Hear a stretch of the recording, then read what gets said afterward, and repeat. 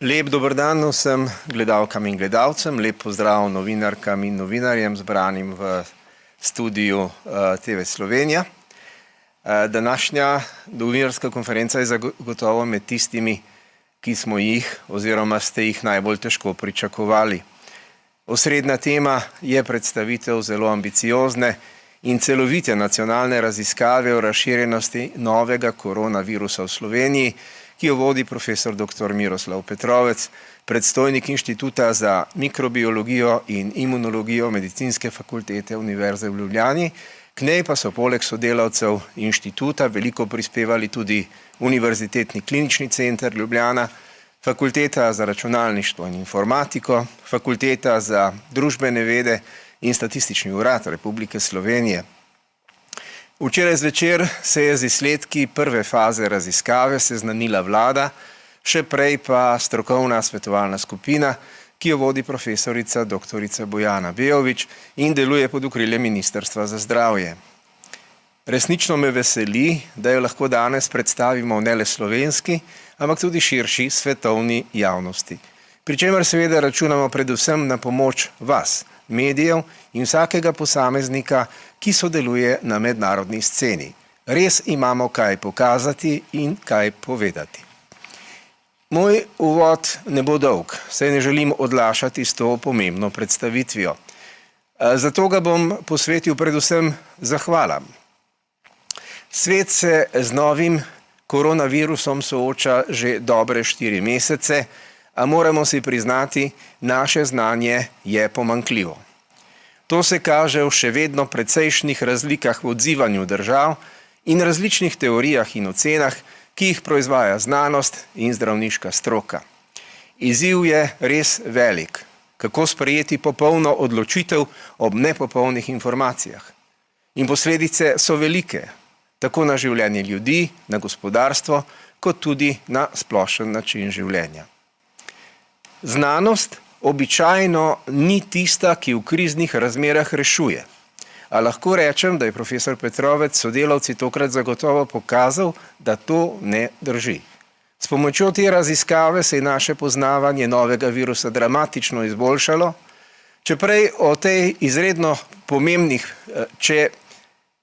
o teh pomembnih podatkih, če smo prej lahko samo ugibali, da tako rečem, so zdaj naše ocene utemeljene.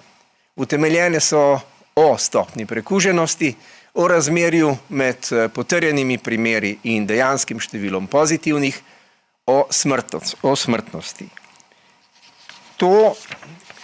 To je tudi izjemen prispevek, ki bo neprecenljivo pomoč pri prihodnjih korakih, ki jih bo morala sprejemati vlada, in prepričan sem, da bo lahko veliko pomoč tudi drugim državam, ki se soočajo s tem izzivom.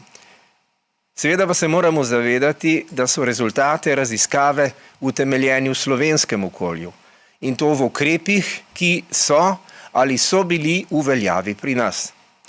Zato se globoko zahvaljujem profesorju Petrovcu in vsem, ki so z odličnim in predanim delom prispevali k temu uspehu. Zahvala gre vsem, ki ste v zgolj 2 tednih izvedli tako celovito raziskavo in zato žrtvovali svoje sobote, nedelje in praznike.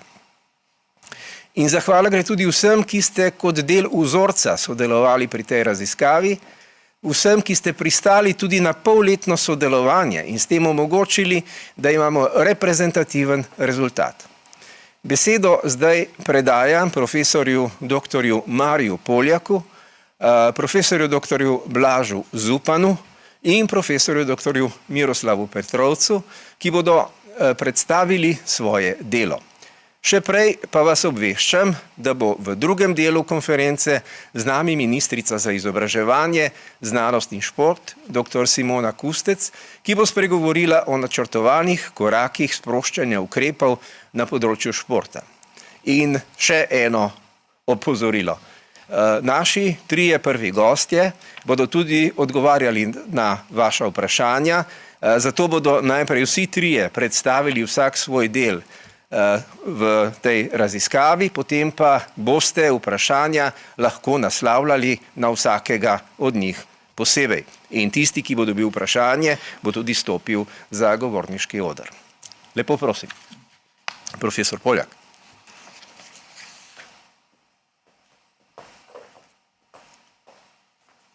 Lepo pozdravljeni.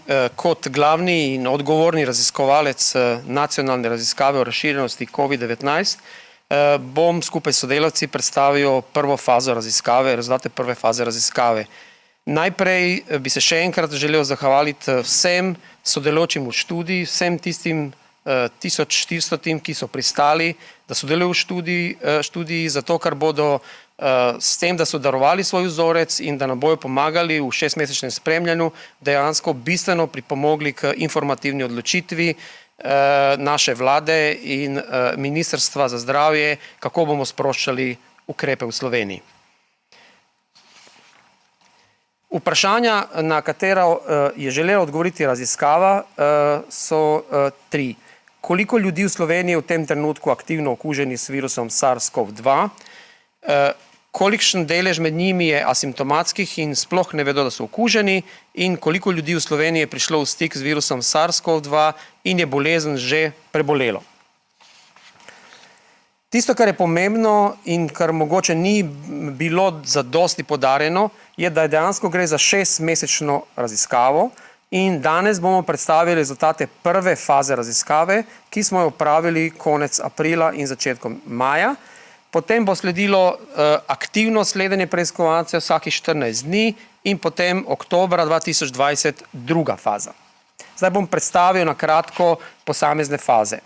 Torej v prvi fazi, ki je že končana in rezultate bomo predstavili danes, smo dejansko tistim prostovoljcem, ki so pristali sodelovati v študiji, ki predstavljajo reprezentativno populacijo naše države, smo vzeli bris zgornjih dihal, torej bris nosnega dela žrela, v katerem smo dokazovali prisotnost dednega materiala povzročitelja, in tiste osebe, ki so bile pozitivne, so v tem trenutku študije bile tudi okužene, kužne in možne prenosa okužbe.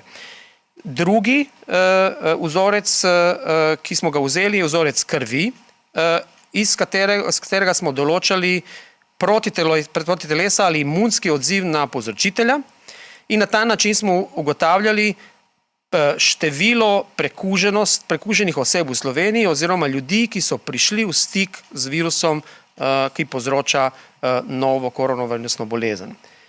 Temu bo, kot smo povedali, sledilo zdaj od naslednjega tedna spremljanje vseh oseb, ki so pristale sodelovati v študiji. Na 14 dni bomo opravili s temi osebami telefonski pogovor. Telefonski pogovor bo opravljala oseba z ustreznim medicinskim znanjem. V primeru, da bo prišlo do pojava simptomov značilnih za koronavirusno bolezen pri preiskovani osebi ali v širši ali ožji družini, bomo potem tej osebi dodatno, če bo želela, vzeli še vzorec krvi in bris nosnega dela žrela.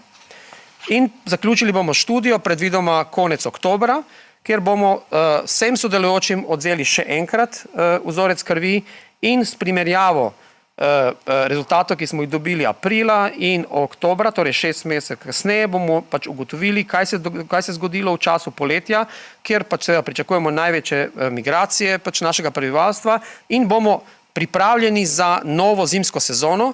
Namreč v novi zimski sezoni bodo številne, kot vsako zimo, številne respiratorne okužbe zgornjih dihal, ki jih bodo povzročali različni povzročitelji, od virusa gripe, od respiratornega sincicijskega virusa, starih koronavirusov in novega koronavirusa. In moramo natančno vedeti v bistvu podatke pred začetkom te sezone, kako bomo ravnali pri diagnostiki in obravnavi potencialnih bolnikov.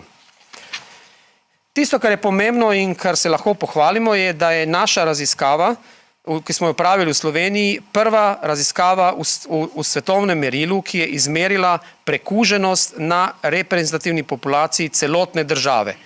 Kasneje bom predstavil nekatere podobne študije, ampak je nedvomno to študija, ki je to naredila prvič na reprezentativni populaciji celotne države z dosti velikim številu preiskovancev.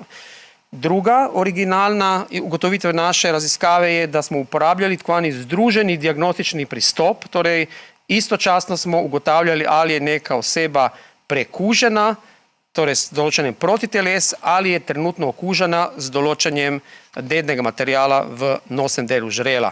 In tisto, kar smo posebej ponosni in kar bo zelo pomembno, da bomo dejansko tiste, ki so pristali v prvem delu študije, pa spremljali vsaki 14 dni in na ta način bomo lahko tistim, ki so pristojni za ukrepe, sporočili, če bi se slučajno ponovno začelo širjenje okužbe in bi potem to širjenje okužbe poleg spremljanja bolnikov lahko videli tudi v splošni populaciji. Dejansko meritev v reprezentativnem vzorcu splošne populacije je najbolj reprezentativna rezultat, ki ga lahko imamo. V študiji, kot je že omenjeno od gospoda Kacina, je v bistvu vodilna ustanova je bila Univerza v Ljubljani, ki je sodelovali so 3 fakultete, medicinska fakulteta, predvsem Inštitut za mikrobiologijo in imunologijo, fakulteta za družbene vede in fakulteta za računalništvo in informatiko Univerze v Ljubljani, tudi klinični center, ki je pač po svoje tudi del medicinske fakultete v Ljubljani, in klinika za infekcijske bolezni. Pri odvzemu vzorcev pa je sodelovala reševalna služba Pacient.